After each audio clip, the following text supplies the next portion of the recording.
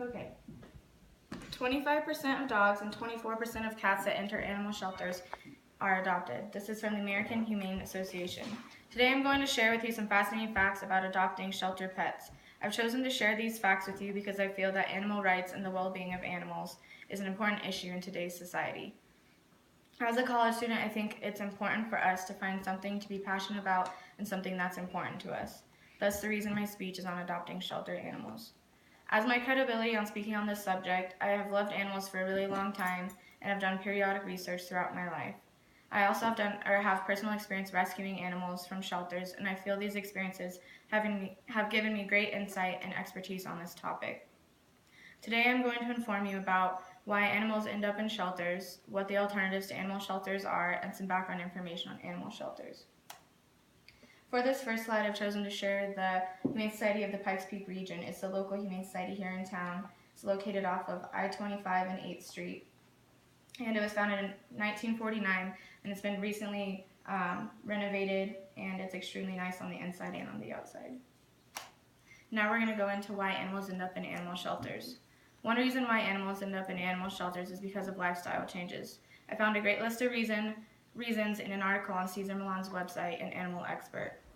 This talks about how many animals get taken to shelters by their family when they have a big lifestyle change, such as a divorce or a new baby. This is when people tend to get overwhelmed and can't take care of their animals any longer. Sadly, this happens quite often.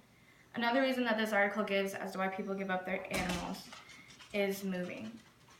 This is very common, and due to pet rules and policies that homeowners and leasing companies have, many pets aren't allowed to go with their families. Now that I have explained why animals end up in shelters, I would like to share some of the alternatives to shelters, which are the streets and no-kill animal rescues. Unfortunately, dogs who don't end up in shelters typically end up on the streets. I talked earlier about how families give their pets to animal shelters. Sometimes they don't even take them there. Sometimes people will let their dogs run out the front door, or will drive them to a remote location and drop them off. Although animal shelters aren't the most positive place to take an animal, at least they have their basic necessities such as food, shelter, and water. When they are dropped off in the streets, they have nothing and they're left to fend for themselves.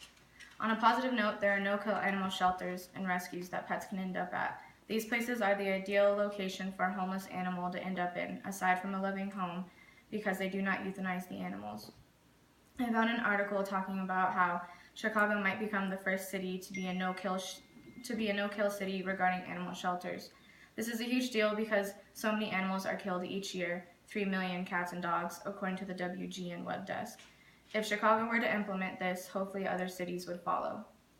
Now that I have explained the alternatives to where animals can end up other than shelters, I want to give some background information on animal shelters themselves.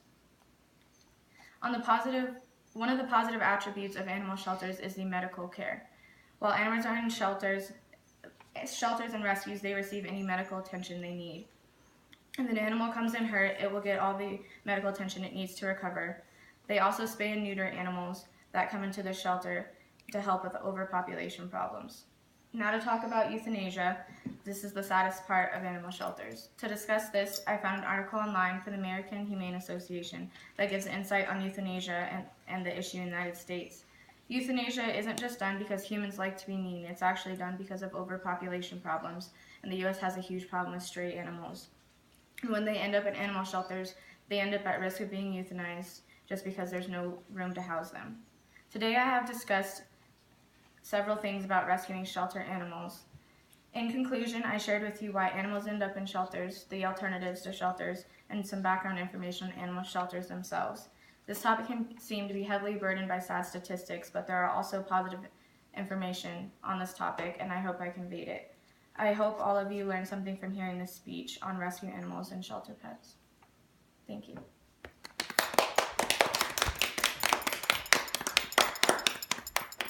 Yay.